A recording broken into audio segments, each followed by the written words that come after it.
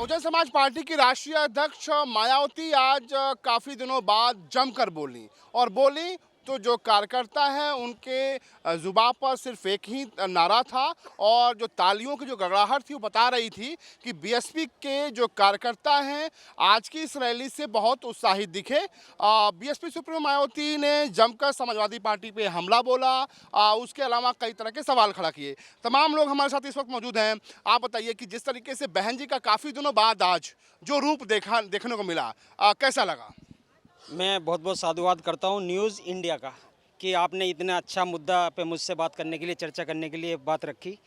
जैसे भी आपने कहा कि बहुत दिनों बाद ऐसा लगा, ये राजनीतिक बातें हैं।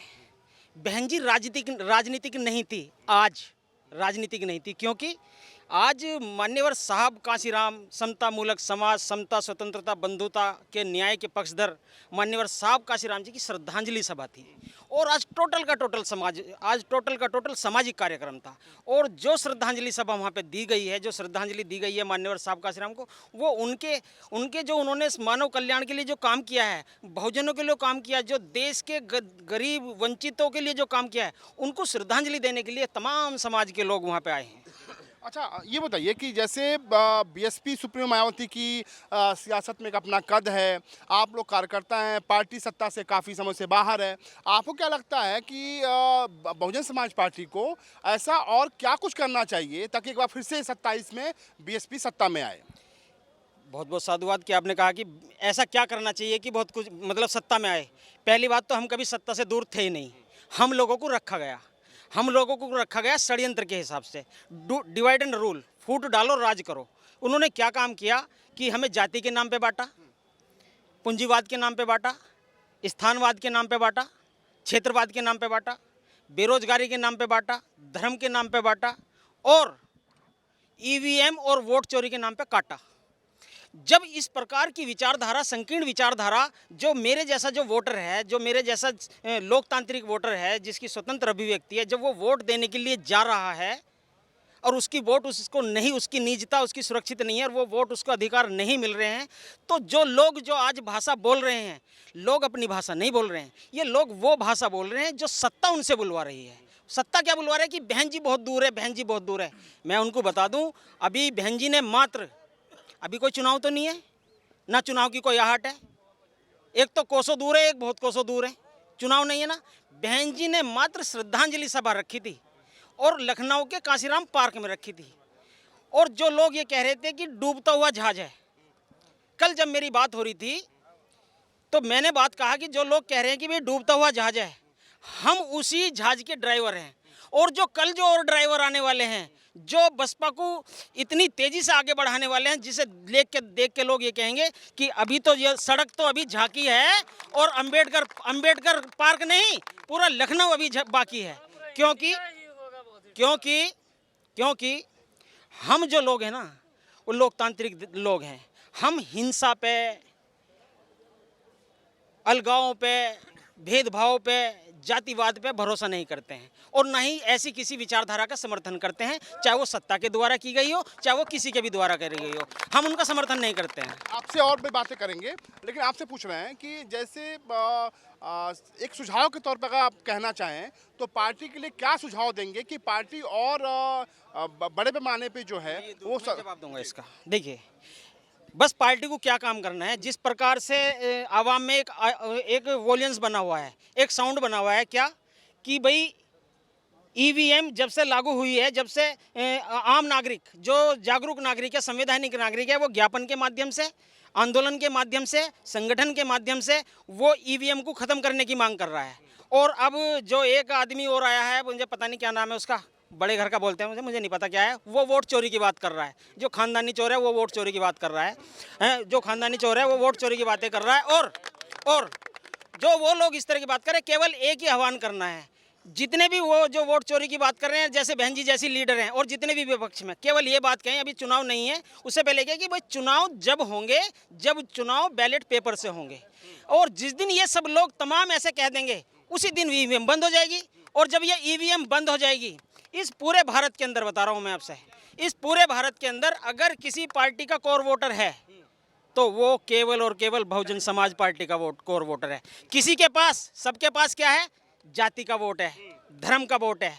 यहाँ पे जाति का धर्म का वोट नहीं, यहाँ पे कर्म का वोट है, यहाँ पे संविधान। एक सेकंड सर, आप दूसरी की तरफ जब जाना, पहले मेरी जो भूख है ना, जो मैं चाहता हूँ कि अगर आप वाकई में निष्पक्ष बात करते हैं तो ऐसे सवाल, एक सेकंड, और ऐसे सवाल कीजिए जिससे कि मैं लोगों को जवाब दे सकूं एक आम नागरिक होने के नाते। क्यों ये जो सरकारें हैं, ये सरकारें जाति के नाम पे चल रही हैं, अशिक्षा के नाम पे चल रही हैं, धर्मवाद के नाम पे चल रही हैं। इनको खत्म करके बहन जी की नीतियों पे काम करें ना, संविधान की नीतियों पे काम करें।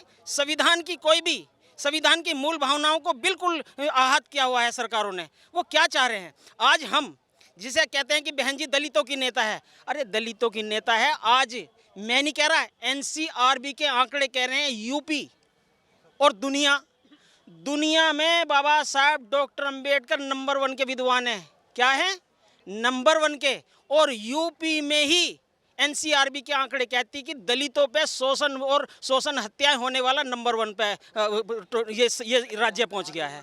तो मैं ये कहना चाह रहा हूं, आखिर हम किसके पास जाएं? हमारे पास में सत्ता थोप दी जाती है, अब इसकी सत्ता, अब उसकी सत्ता। हम संविधान की सत्ता चाहते हैं, जो बहन जी ने सत्ता दी है। अभी आप देख रहे हैं ये परिवर्तन पार्क है, और ये सामाजिक परिवर्तन का एक ऐसा मूलभूत है। जब भी उत्तर प्रदेश की सरकारें अपने काम को दिखाने का काम करती होंगी, और वो उत्तर प्रदेश, ये लखनऊ में अगर कहीं दिखाएंगी, यकीन मानना, न्यूज़ इंडिया को मैं कहना चाहूँगी, उन लोगों को अपने पोस्टर लगाने की भी जगह नहीं मिलती है। क्यों? अगर कहीं पे पोस्टर लगाएंगे ना, तो पीछे बहन जी का काम नजर आएगा। पोस्टर उनका नजर नहीं आएगा, लेकिन बहन जी का काम नजर आएगा। क्यों? पोस्टर वहां लग रहा है जहाँ बहन जी ने काम किया। जब तक ऐसी मूलभूत बातें लोगों तक नहीं पहुंचेंगी, क्यों? बहन जी का क्या दिशा है? बहन जी का कोई मैनिफेस्टो नहीं है, कोई ग्रेड नहीं है। बहन जी का क्या मैनिफेस्टो है?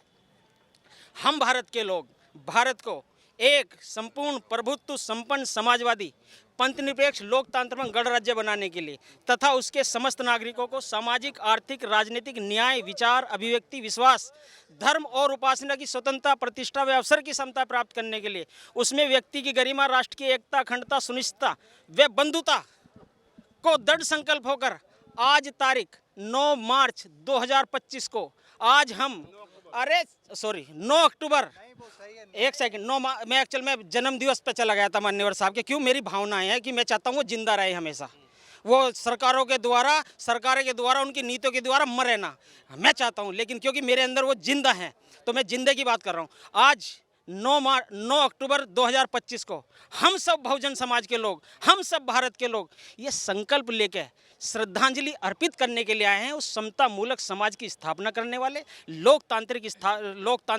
मानवता की स्थापना करने वाले, जन कल्याण को, शोषित, पीड़ित, वंचितों को सामाजिक न्याय की धुरी पे वंचित से संचित करने वाले मान्यवर साहब काशीराम को श्रद्धांजलि देने के लिए आए। हम बस आपसे ये चाहते हैं, जितनी भी सरकारें हैं, शोषित, पीड़ित, वंचितों को वो केवल उनकी स्वतंत्र अभिव्यक्ति दे, और उनको शिक्षा दे, उनको स्वास्थ्य दे, और उनको रोजगार दे, और हमें कुछ नहीं चाहिए। जब आप हमको निष्पक्षता से आप ये दे देंगे, अभी आप देखिए, अभी बहुत अच्छी सरकार चल रही है, कोई 1 इंजन की क्या है, कोई 2 इंजन की, अगर मान लिया पूरे भारत की बात करें तो मतलब कई इंजन की सरकार होगी। क्यों? हर राज्य में ज़्यादा से ज़्यादा इन इंजनों की सरकार है।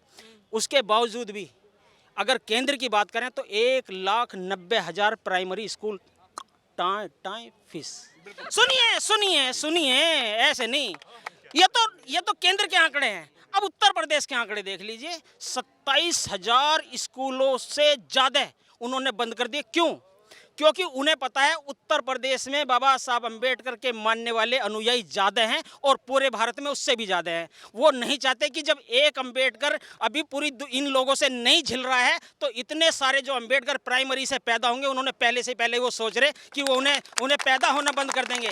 लेकिन ये सरकारें भूल गई, ये सरकारें भूल में हैं। क्योंकि बाबा साहब अंबेडकर ने कहा है कि मैं वो पौधा हूँ, मुझे जितना दबाओगे मैं उतना ही मजबूत बन के रहूँगा। और उसकी गवाह है बहन जी की 2007 से 12 की सरकार। जितने भी आप देखेंगे, अंबेडकर गांव, काशीराम गांव, और बुद्ध, फूले, साहू, अंबेडकर, पेरियार, और ज़्यादा भगत सिंह जैसे विचारों को संजोने वाले। और आज सोनम वांगचुक को आप देख रहे हैं, एक दूसरा भगत सिंह उन्होंने जेल में डाल दिया है। और ऐसी स्वतंत्र अभिव्यक्ति भाई हमें नहीं चाहिए। हमें चाहिए बाबा साहब अम्बेडकर वाली विचारधारा, जो भगत सिंह ने। और आपसे बात करेंगे, बहुत सारे सवाल ऐसे हैं जिनका सवाल आप बखूबी दे सकते हैं। तमाम और भी लोग हैं, इनसे बात करते हैं, फिर आपसे भी सवाल का सिलसिला जो है वो जारी रहेगा। आप बताइए कि आज आप आई, आप महिला शक्ति हैं, क्या कुछ सीखा मंच से जब बहन जी बोल रही थी? तो अब आपको क्या लगता है कि ऐसी कौन सी बात होनी चाहिए पार्टी में ताकि पार्टी 2027 में सत्ता में आए, क्या और ऐसा कुछ करना चाहिए?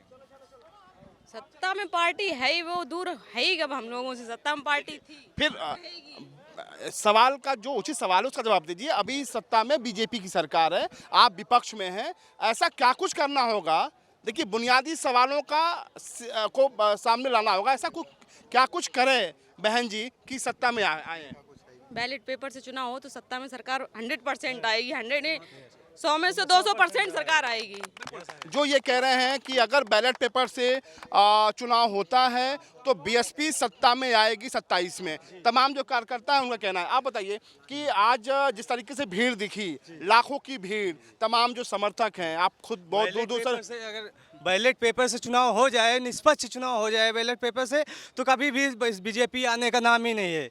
यूपी छोड़ो, पूरे इंडिया, पूरे भारत में नहीं आएगी बीजेपी, क्योंकि बहन जी इतना सटीक, इतना अच्छा काम करती हैं। और एक धर्म के ऊपर या किसी जाति मजहब के ऊपर काम नहीं करती, और अपना काम जितना भी करती हैं निष्पक्ष और ज़मीनी तरीके से काम करती हैं। कानून व्यवस्था का भी राज हमने देखा कि आज भी लोग कहते हैं कि चूंकि हम लोगों ने कवर किया है बहन जी को, लोग कहते हैं कि बीएसपी सरकार में जो कानून व्यवस्था का राज था वो बहुत मजबूत था। आप क्या मानते हैं कि कौन ऐसा क्या कुछ और करना चाहिए बहन जी को ताकि 2017 में वो सरकार में आए? बहन जी सरकार में आएंगी और हमें बैलेट पेपर से चुनाव करना चाहिए, और जो सरकारें हैं बैलेट पेपर से चुनाव कराएं तो बहन जी जरूर सत्ता में आ जाएंगी। जी, आपको क्या लगता है कि आप युवा हैं, युवाओं की बड़ी बात हो रही है, बहुजन समाज पार्टी में क्या कुछ और बेहतर हो कि आप लोग चाहते हैं ना कि सरकार सत्ता में आए, तो क्या कुछ और? आज सालों बाद बहन जी ने एक रैली करी, रैली की गूंज देश भर में सुनाई दे रही है, तो और क्या कुछ होना चाहिए?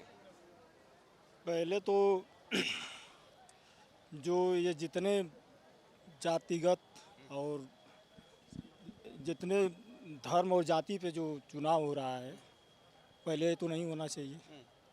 निष्पक्ष चुनाव हो और तभी जाके बीएसपी सत्ता में आएगी।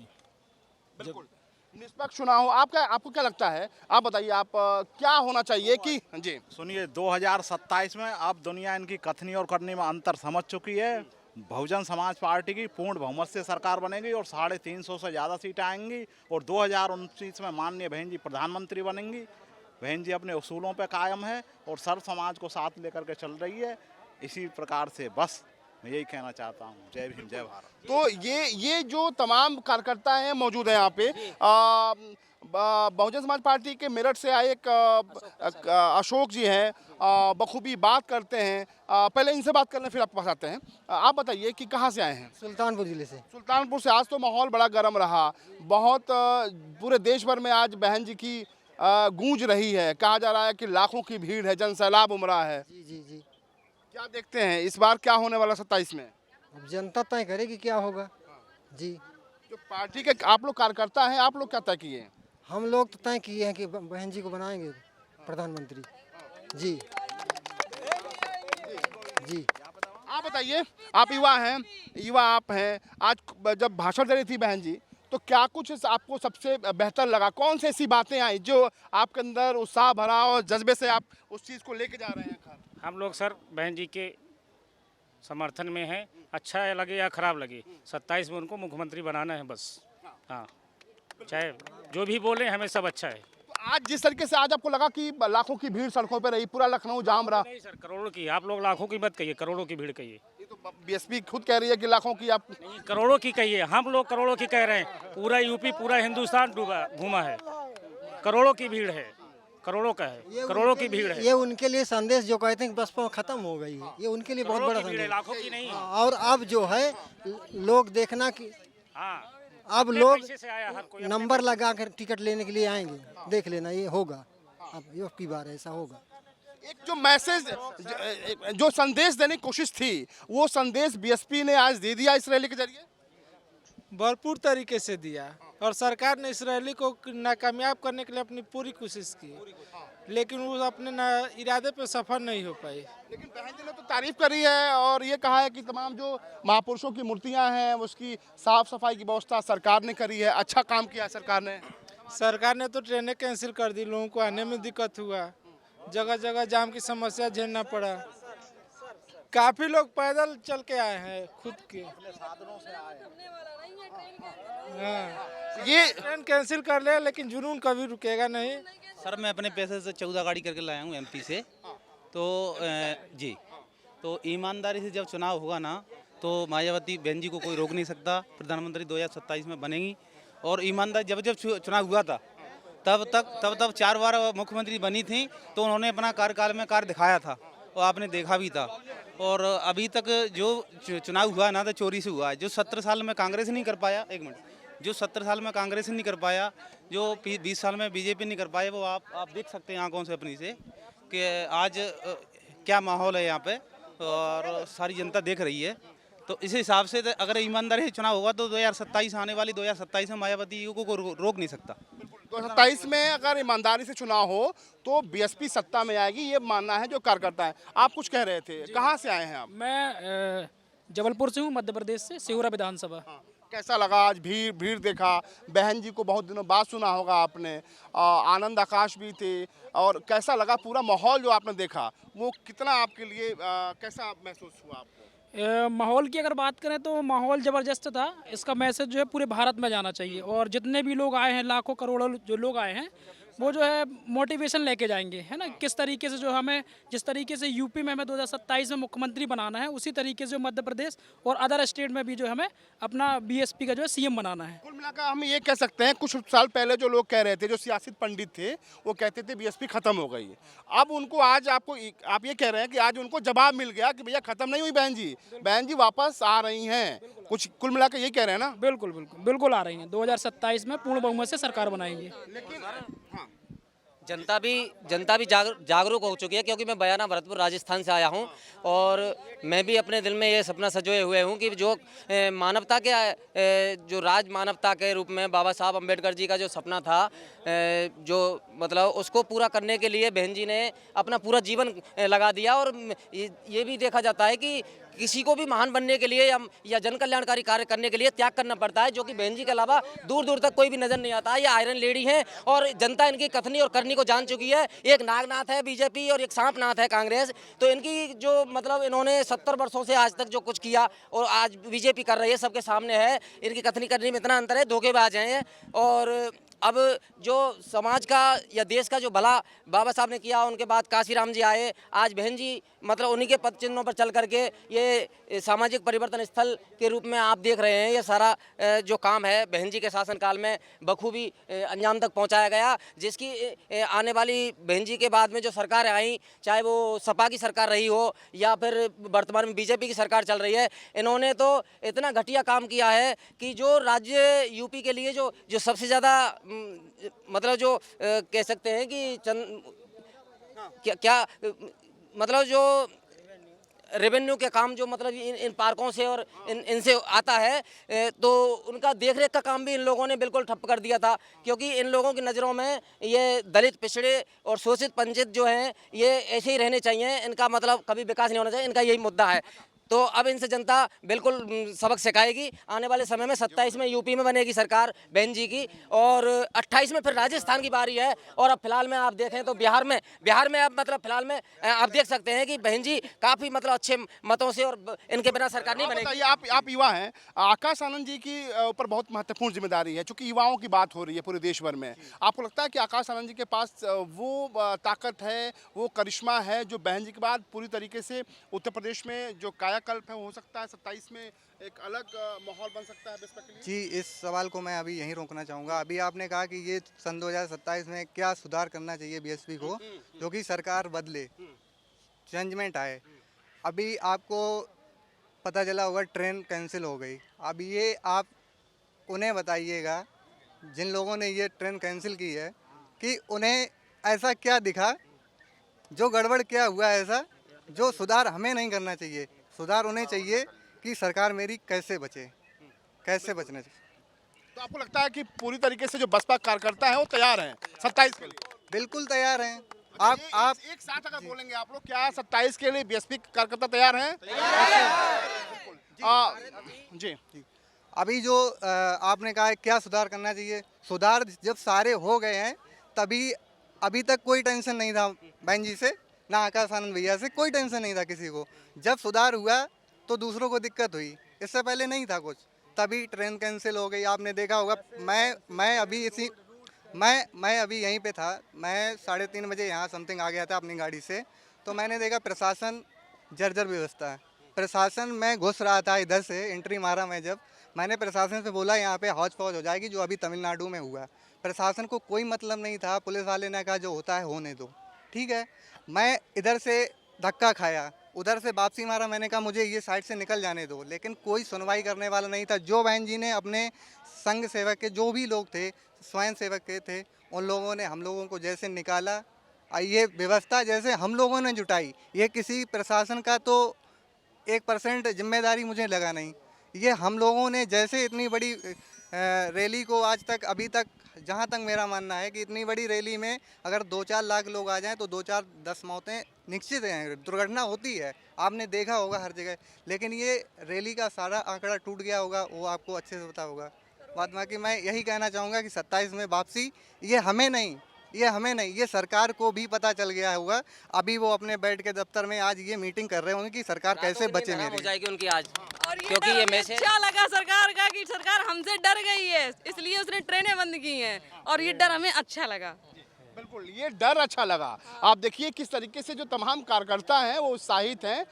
तमाम ऐसे लोग भी आए हैं कि जो छोटे बच्चों को लेकर आए हैं। तो कुल मिलाकर यहाँ का ये नज़ारा है, जाहिर सी बात है। आप बताइए कि समाजवादी पार्टी आरोप लगा रही है कि बीएसपी जो है वो बीजेपी की बी पार्टी है। आज जिस तरीके से बहन जी ने समाजवादी पार्टी के और पीडीए समाज को निशाना साधा, तो इसका जवाब आप कैसे जाएंगे? अब जब यहाँ से आप लोग जा रहे हैं तो आप लोग ग्राउंड जीरो पे जनता के बीच में क्या मैसेज देंगे? मैं इस माध्यम, इस चैनल के न्यूज़ इंडिया के माध्यम से कहना चाहूँगा, जो भी बहन जी पे सवाल दाग रहा है वो अपने कमेंटमेंट पे समीक्षा करे, अपने कमेंटमेंट पे। अगर वो आज सच्चे दिल से मान्यवर साहब काशीराम जी को श्रद्धांजलि दे रहे हैं, सच्चे दिल से, हम चाहते हैं कि भारत के जितने भी पक्ष विपक्ष के लोग हैं वो मान्यवर साहब काशीराम जी से सीखें और उनके स्थान पे आके, बल्कि आज बहन जी के साथ उन सबको आना चाहिए था। जो मान्यवर साहब काशीराम जिंदाबाद जिंदाबाद अमर रहे कह रहे हैं, वो आज उनको मंच पे यहाँ होना चाहिए था, ये दिखाने के लिए कि हम राजनीति में अलग अलग हो सकते हैं। जब सदन में एक साथ बैठ सकते हैं तो मंच पे, सामाजिक मंच पे भी एक साथ बैठ सकते हैं। लेकिन बड़ी बात, चंद्रशेखर रावण की बात कर रहे हैं, चंद्रशेखर रावण की बात कर रहे हैं।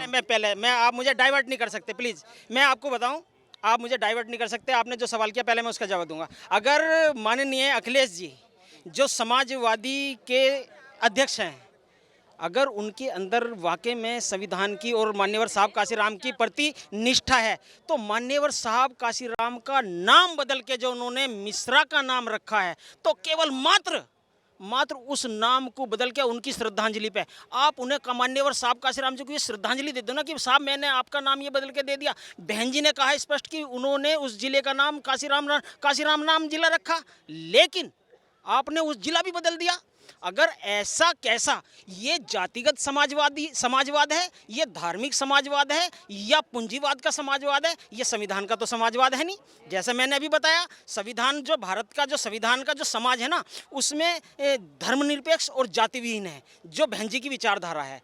धर्मनिरपेक्ष जातिविहीन मात्र एक ऐसी लीडर है इस भारत के अंदर जो केवल और केवल मात्र बहन जी हैं, और वो चाहती हैं कि उसे, बहन जी को पक्ष और विपक्ष से कोई लेना देना नहीं है। बहन जी को मतलब है संविधान की मूल भावनाओं को हर प्रत्येक नागरिक के सामने पहुंचाकर हर नागरिक का भैया, हर नागरिक भी इनसे बात करेंगे, कुछ आप आएंगे, आप अच्छा बोलते हैं। पूरा सवाल देखिए, मैं अच्छा बोलता हूं, ये बाबा साहब अम्बेडकर की देन है, मान्यवर साहब काशीराम जी की चेतना की देन है, क्योंकि मान्यवर साहब काशीराम ने काशीराम तेरी नेक कमाई, तूने सोती कौम जमाई, सोती कौम।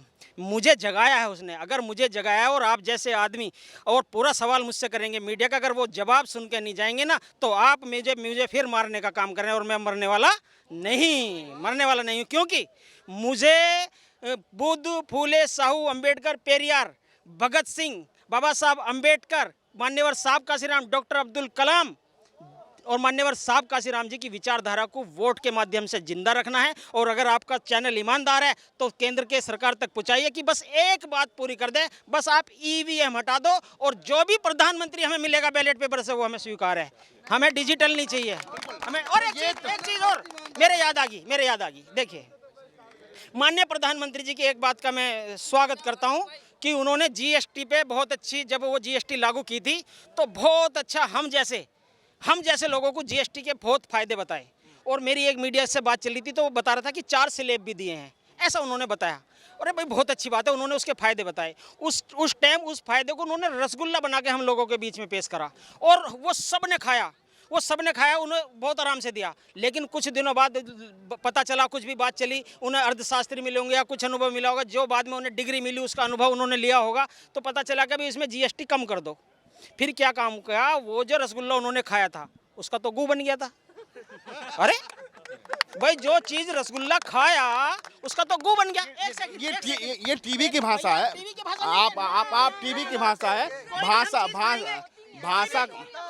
भाषा का इस्तेमाल करिए। आप अच्छे बोलते हैं, इसका मतलब ये नहीं कि आप जो बोलेंगे वो हम दिखाएंगे। आप अच्छा बोलते हैं, मैं तारीफ कर रहा हूँ, लेकिन एक टीवी की भाषा होती है, एक मर्यादा होता है, उस पर आप बात आदरणीय।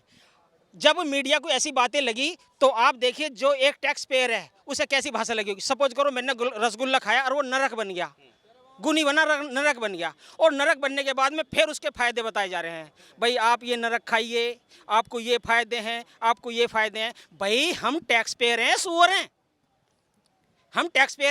जो नरक को खाएंगे। आप अगर देखें भारत का संविधान, आपने एक मिनट, आप चूंकि आप बात कर रहे हैं तो अब तर्क वितर्क भी हो जाए। अब आपने बीएसपी ने क्या जीएसटी को लेकर एक भी प्रदर्शन किया? क्या आपकी नेता या आपने सड़क पे उतरे? मियाँ मीठा मीठा गप कड़वा कड़वा थू। आप मेरे से बात, देखिए अगर आप प्रदर्शन किए थे जीएसटी खिलाफ प्रदर्शन किया ना, सुनिए अब शांत हो जाइए बिल्कुल। आपने सवाल किया कि मैंने जीएसटी के ऊपर सवाल किया या नहीं किया। देखिए जब मेरा प्रधानमंत्री और मेरा मुख्यमंत्री मजबूत हैं तो मुझे सवाल करने की क्या जरूरत है। मुझे तो विश्वास है उन पे कि जो वो नीति और उद्देश्य हम लोगों को देंगे वो बहुत अच्छा है। स्वागत है उनका। बहन जी ने भी तारीफ करी, हम भी तो तारीफ कर रहे हैं। अभी तो समाजवादी पार्टी कह रही है कि बीजेपी के बी टीम है बीएसपी। देखिए हर वो व्यक्ति जो आलोचना कर सकता है, जो सामना नहीं कर सकता, वो बुराई करेगा। अभी आप देख रहे हैं ना, एक भैया ने बताया, मैंने भी सुना कि वो 6 गाड़ियां अपने पैसों से लेकर आए। और आपने बहुत सारी रैलियां देखी होंगी, और रैली के बाद यही वो बहुजन समाज अपने पैसों की रोटी ले गया और सरकार को रेवेन्यू भी देगा। यहाँ से हर पार्क में टिकट लग रहा, हर पार्क में, और वो कोई भी एक आदमी नहीं कह सकता कि फ्री में देखा, कोई भी नहीं कह सकता। ये लोकतंत्र चाहिए बहुजन समाज के लोगों को।